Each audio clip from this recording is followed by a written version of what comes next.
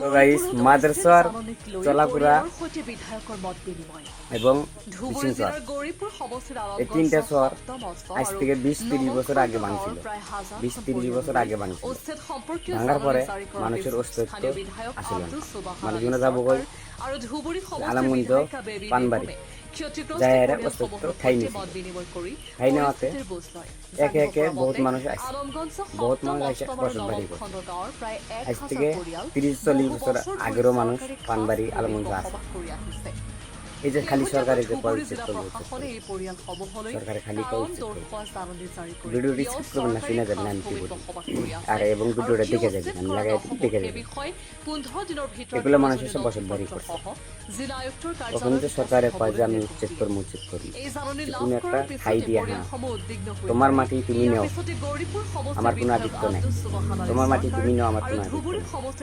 কিন্তু একটা কথাই, মানুষের একটা ঠাই দিয়া আপনার জায়গা যতটুকু লাগে অতটুকু নেন, অসুবিধা নেই।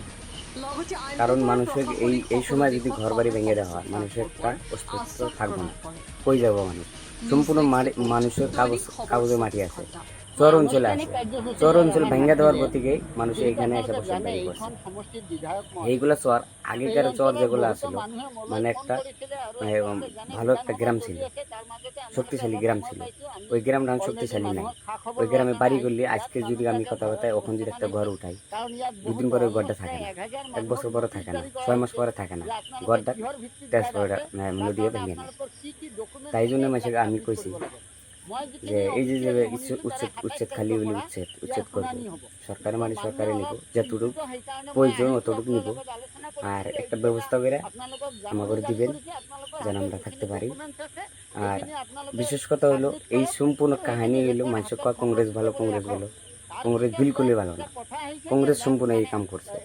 ভিডিওটা কেমন লাগছে কমেন্টে জানাবেন, যদি ভালো লাগে শেয়ার করবেন।